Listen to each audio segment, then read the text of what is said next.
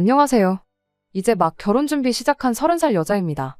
4년을 넘게 만난 남자친구와 얼마 전부터 결혼 이야기가 오가기 시작했어요. 남자친구는 저보다 4살 연상으로 아무래도 두 사람 다 결혼 생각을 안 할래야 안 할 수가 없는 나이다 보니 몇 달 전부터 데이트하다가 자연스럽게 결혼 이야기가 오고 가기 시작했습니다. 남자친구와는 취직 후에 사회생활 시작한 지 얼마 되지 않아서 지인들의 소개로 처음 만나게 되었습니다. 조건만 두고 본다 하더라도 모자랄 게 없었고 서로 좋아하는 거라든지 하는 취향적인 부분이 비슷해서 말도 잘 통했어요. 그렇게 빠른 속도로 친해지게 된 저희는 얼마 지나지 않아서 연애를 시작하게 되었습니다. 궁합도 안 본다는 4살 차이라서 그런지 연애하는 동안 남자친구하고는 큰 다툼 없이 잘 만나고 있었습니다. 저에 대한 배려도 좋았지만 저희 가족들한테도 살뜰하게 참 잘하는 사람이었어요. 만나는 기간이 길어지면서 결혼 이야기 나오기 전에 먼저 저는 남자친구를 저희 부모님한테 소개를 시켰었거든요. 아무래도 사람 상대하는 직장을 가져서 그런가 저희 부모님 앞에서도 주눅들지 않고 이야기를 주고받는 남자친구 모습이 참 좋았고 아마 저는 그때부터 결혼에 대해서 긍정적인 생각을 갖게 되었던 것 같습니다. 저희 부모님께서도 은근슬쩍 남자친구를 사윗감으로 점 찍어두기도 하셨어요. 집에서 먼저 부모님이 너 결혼은 언제 할 거냐는 이야기를 꺼냈었는데 그 말에 저는 대답을 제대로 할 수 없었습니다. 사실 남자친구 입에서 결혼 이야기 나오기 전까지 저도 은근히 불안해하고 있었거든요. 왜냐하면 그때까지만 해도 남자친구는 저를 자기 가족들에게 소개시켜주는 자리를 단 한 번도 만들어주지 않았었기 때문이에요. 제가 했던 것과는 다르게 저를 부모님께 도통 소개시켜주고 싶지 않아 하던 남자친구의 모습 때문에 혹시 결혼 생각이 없는 건가 하는 그런 생각을 갖기도 했어요. 그래서 그랬나 남자친구 입에서 우리도 슬슬 결혼을 생각할 나이가 아니겠냐는 말이 나왔을 땐 그게 비록 포만 나는 프로포즈였을지라도 세상 누구보다 기쁘고 행복했던 저였습니다. 남자친구한테 그동안 왜 가족들한테 저를 소개시키지 않은 거냐 물었더니 저 불편할까봐 일부러 배려해준 거라고 하더라고요. 그때는 그냥 그러려니 했어요.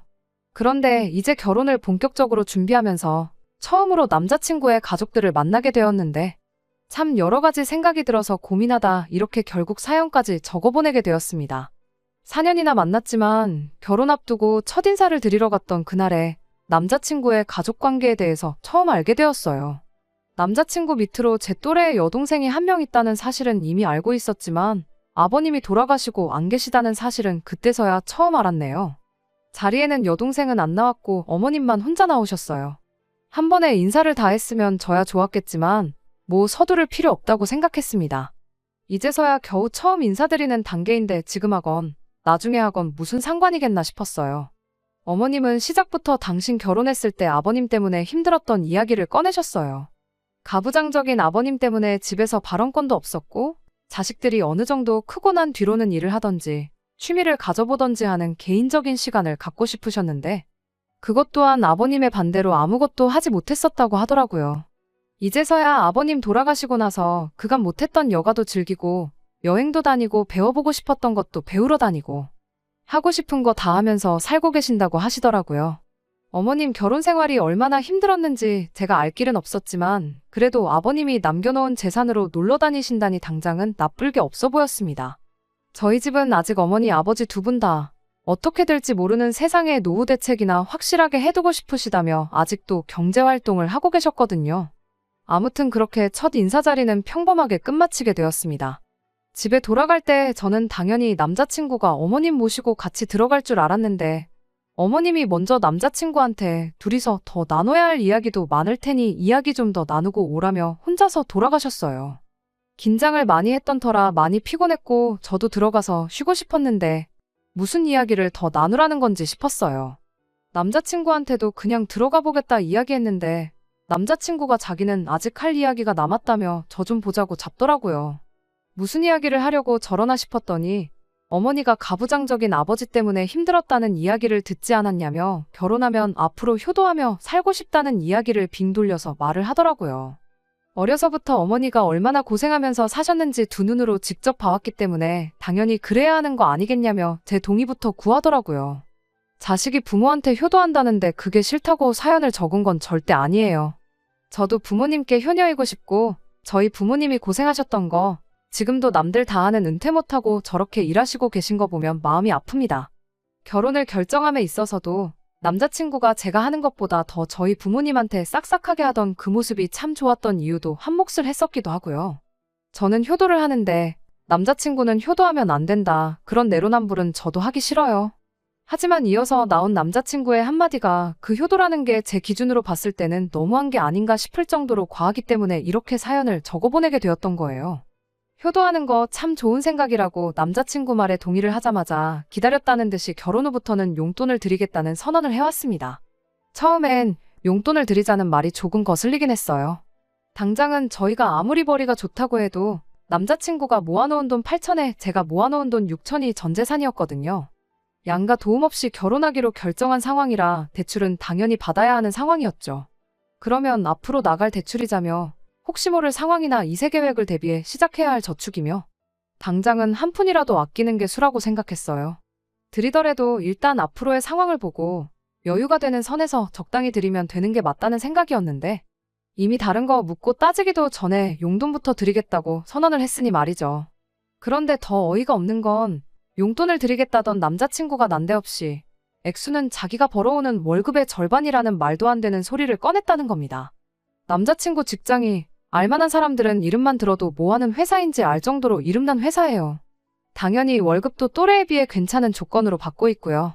저 또한 남자친구가 다니는 회사만큼은 아니지만 적당히 괜찮은 회사 다니고 있습니다. 당장 두 사람 벌이를 합치면 뗄 거 다 떼고 대충 계산만 해봐도 거의 700만 원 후반 정도를 매달 월급으로 벌어온다는 계산이 나옵니다. 그 정도면 그래도 중간 이상은 가는 월 수입이었지요. 남자친구는 둘이 벌어서 800 가까이 버는데 자기 월급 절반에서 200만 원 정도 드리는 게 뭐 어려운 일이겠냐는 거예요. 당장 둘이 합쳐 500만 원만 벌어온다고 해도 중산층 이상은 버는 거나 마찬가지라고 하더라고요. 당장 용돈이라길래 많아봐야 30만 원, 50만 원 정도 드릴 생각이겠거니 했는데 액수를 들었더니 소름이 다 돋을 정도였어요. 매달 200만 원 가까운 용돈이라니 명절 때나 어버이날 때도 100만 원은 드려야겠거니 생각했는데 그 곱절이 되는 돈을 매달 무조건 드리겠다는 소리였으니 제가 그때 그 자리에서 얼마나 황당했는지는 안 봐도 대충 짐작이 가실 거예요. 100번 양보해서 어머님께 그 정도 되는 액수를 드린다면 그건 아마 저희가 결혼 후 한참 지나서 두 사람 사이에 아이가 생기고 회사를 문제로 아이를 봐줄 여건이 안 될 때 그때 저희를 도와서 아이를 케어해 주신다면 그때는 그 정도 충분히 드릴 수 있어요. 그때 가봐서야 알겠지만 그 이상도 드릴 수 있겠죠. 하지만 그 외에는 절대 배보다 배꼽이 더 커서는 안 된다는 생각이었습니다. 게다가 저희가 뭐 속도 위반으로 아이가 생겨서 결혼을 하게 되는 것도 아니고 그렇다고 당장 제가 아이 때문에 커리어를 포기할 생각도 없었거든요. 무엇보다 저희 둘 사이에 결혼 이야기가 진지하게 나오고 있는 상황이고 양가에 서로 얼굴 도장을 찍긴 했지만 저는 당장 그날이 어머님을 처음 뵈었던 날이기도 하고 양가 상견례도 마치지 않은 상황이었거든요.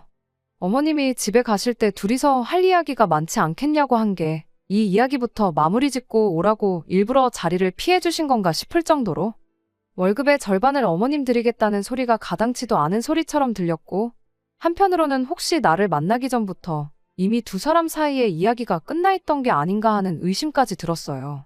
게다가 어머님이 가부장적인 아버님 때문에 고생하셨던 건 사실일지언정 적어도 지금은 그때 고생한 만큼 돌려받고 계신 상황이잖아요? 아버님이 돌아가시면서 남겨놓으신 유산으로 아파트도 당신 명의로 가지고 계시고 노후 준비도 어느 정도 되어 있고 가끔씩 소일거리 하면서 돈을 벌고 계신다고는 하지만 여가 즐기고 여행 다니고 배우고 싶은 거 배우러 다니신다는데 저희 부모님이 한 푼이라도 더 모아놓겠다고 버스 정류장 한두 군데 거리는 그냥 걸어서 다니시는 거랑 비교해보면 충분히 노후를 즐기고 계신 거 아니겠냐고. 솔직히 매달 용돈까지 드려야 할 필요는 없어 보인다고 말했어요. 노후도 다 되어 있다 하셨는데 용돈이 어디에 필요하신지 모르겠다 따져 물었더니 남자친구가 대답이라고 하는 말이 더 어이가 없었습니다. 자기가 그 돈을 드리면 지금 간간히 하고 계시는 소일거리도 안 나가셔도 되는 거 아니겠냐는 거죠. 말인즉슨 금전적으로 아무런 걱정 없이 살게 해드리는 게 진짜 효도 아니겠냐고 하더라고요. 그런데 그 말을 듣는 순간 4년 연애해온 세월이고 결혼이고 나발이고 그동안 좋았고 설레던 마음마저 한순간에 달아날 정도로 정이 확 떨어지더라고요. 효도하고 싶은 마음은 10분 이해가 되지만 당장 우리 형편도 생각 안 하고 어머님 금전적인 스트레스 받지 말자고 그 스트레스를 대신 떠안자고 하는 소리나 마찬가지였으니까요. 혹시나 싶어서 남자친구한테 한마디 더 물어봤습니다. 언젠가 우리 결혼하고 나서 어머님과 나 두 사람 사이에 다툼이라든지 고부간의 갈등이라든지 그런 일이 생기거든 누구 편을 들겠냐고 아주 대놓고 물어봤어요. 빈말로라도 저라고 대답해 줄 거라 생각했는데 단 1초의 고민도 없이 당연히 어머니 편을 드는 게 자식된 도리 아니겠냐 하는 거예요. 그러면서 또 저를 동시에 나무라기를 너는 며느리가 될 사람이 벌써부터 시어머니랑 싸우고 의견 다툼 할 생각을 하는 걸로 모자라 거기에 아들인 나까지 끌어들여서 모자간의 갈등까지 유발시킬 셈이냐고 하더라고요. 며느리라면 어떻게든 시어머니 마음에 들어서 이쁨 받을 생각부터 하는 게 당연한 거 아니겠냐면서 말이죠. 어머니가 앞으로 살아봐야 얼마나 더 살아계시겠냐. 만에 하나 억울하고 부당한 대우를 받는다고 한들 너 혼자만 참고 넘어가면 모두가 좋게 끝날 일이라는 거예요. 어머님 또한 평생을 가부장적인 아버님 때문에 참고 살아오셨으니 응당 저도 똑같이 그래야 한다는 거였죠. 월급의 절반도 절반이지만 앞으로 무조건 참고 살아야 한다. 어머님 돌아가실 때까지는 며느리인 제가 참고 살아야 하는 게 바로 며느리 도리라고 하는데 이런 사람하고 평생을 약속하는 게 맞나 싶은 생각이 들기 시작했어요. 여태 몇 날 며칠 혼자 고민하다가 답도 안 나오는데 이럴 바에 여러 사람들이 제 사연 한번 들어주시고 저한테 객관적인 시선으로 해주시는 조언 한마디 듣는 게 훨씬 도움이 될 것만 같아서 제 얼굴에 침 뱉기인 거 알지만 이렇게 사연을 적어서 보내게 되었습니다. 월급의 절반을 들이대 시댁과 거리를 두고 살자고 해야 하는 건지 제가 생각하는 것보다 좋은 방법이 있을 것 같아서요. 동생한테 조언해준다 생각하고 허심탄회하게 조언 한마디 해주시면 참 감사하겠습니다. 안녕하세요. 한 달 만에 이렇게 후기와 함께 찾아뵙게 되었습니다. 사실 후기가 조금 늦은 감이 있어요. 벌써 3주나 지났거든요. 이렇게 뒷이야기 궁금해주시는 분들이 계실 줄은 예상 못한 저희 잘못입니다. 여러분들께서 보내주신 의견 덕분에 이렇게 저는 좋은 선택을 할 수 있었어요. 사연 보내고 나서 저희 어머니께도 이 상황에 대해서 말씀을 드렸었어요. 저희 어머니도 충격이 크셨습니다. 아무래도 남자친구를 사윗감으로 마음에 들어 하셨다 보니 그만큼 충격이 더 크셨을 거예요. 그래도 결혼하기 전에 본성을 알았으니 다행 아니냐고 결혼이야 상견례를 한 것도 아닌데 물으면 그만인 거 아니겠냐고 하시더라고요.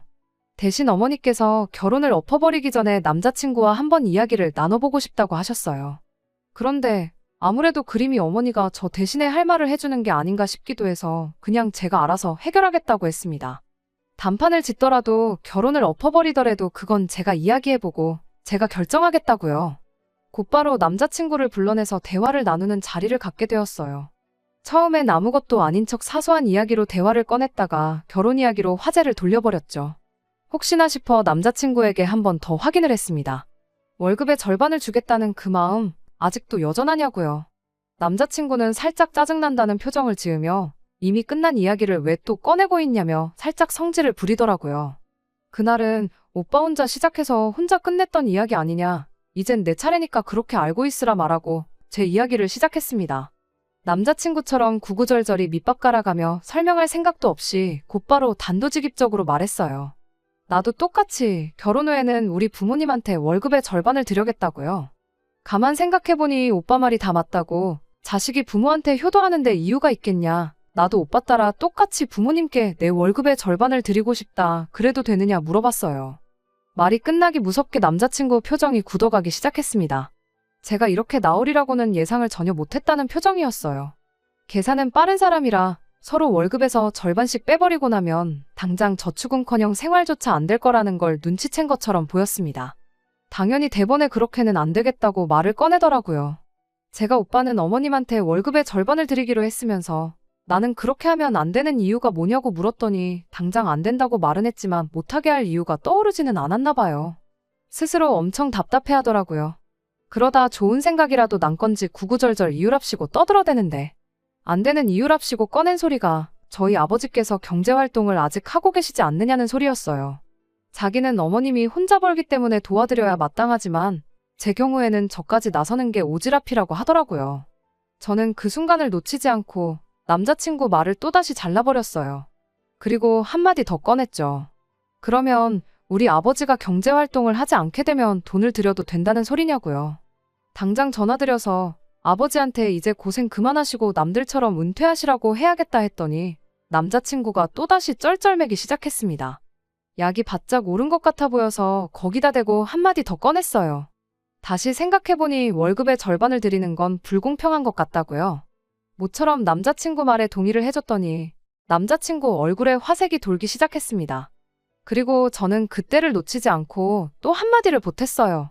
오빠네는 어머님 한 분이니까 입이 한 개인데 우리 집은 어머니 아버지 두 분 다 계시니까 입이 두 개 아니냐고. 그러니까 내 월급의 절반이 아니고 3분의 1을 챙겨드리는 게 공평한 거 아니겠냐고 했죠. 절반을 드리겠다는 말에도 저렇게 쩔쩔맸는데 절반보다 훨씬 더 드리겠다고 말을 꺼내니 그때부터는 남자친구 얼굴 꼬라지가 아주 말도 못할 정도였어요. 그때는 입에 모터가 달린 것 마냥 구구절절 설명도 잘하더니 제가 똑같이 하겠다니까 아무 말도 못하는 꼴을 보고 있노라니 아주 속이 후련하고 깨소금 맛이 다 나더라고요. 그리고 나서 남자친구한테 마지막으로 한 가지만 더 물어보겠다 했습니다. 결혼하면 월급의 절반을 드리겠다고 하지 않았냐? 그럼 지금은 어머님한테 용돈으로 얼마를 드리고 있느냐고 물어봤어요. 그랬더니 남자친구가 손사래를 치면서 지금은 드리고 있는 거 한 푼도 없다고 하더라고요. 결혼자금 모으기도 빠듯한 상황인데 무슨 돈을 드리고 있겠냐고. 지금은 아무것도 드리는 게 없으니까 그 부분에 대해선 걱정하지 말라고 쩔쩔매기 시작했습니다. 그리고 저는 계획했던 대로 그 대답을 듣자마자 결혼은 없던 일로 하자고 파혼 선언을 해버렸어요. 제 입에서 결혼은 없던 일로 하자는 이야기가 나왔을 때 두 눈이 휘둥그레진 남자친구 표정이 아주 볼만했습니다. 사실은 남자친구가 그동안 쭉 어머님께 월급의 절반을 드리고 있던 상황이었다면 아마 파혼까지 결정하지는 않았을 거예요. 다만 용돈 액수가 조금 과한 것 같다. 나도 월급의 절반을 드리겠다는 건 홧김에 했던 말이고 드리는 용돈 액수에 대해서는 조정을 한번 해보자고 조금 더 이성적으로 접근을 했었을 겁니다.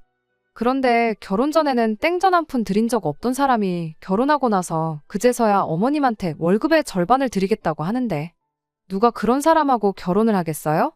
말이 효도지. 제 귀에는 그냥 자기 월급만 가지고 어머님까지 챙기기엔 부족하지만 결혼하면 벌이가 늘어나니 가능하다고 하는 소리나 마찬가지잖아요.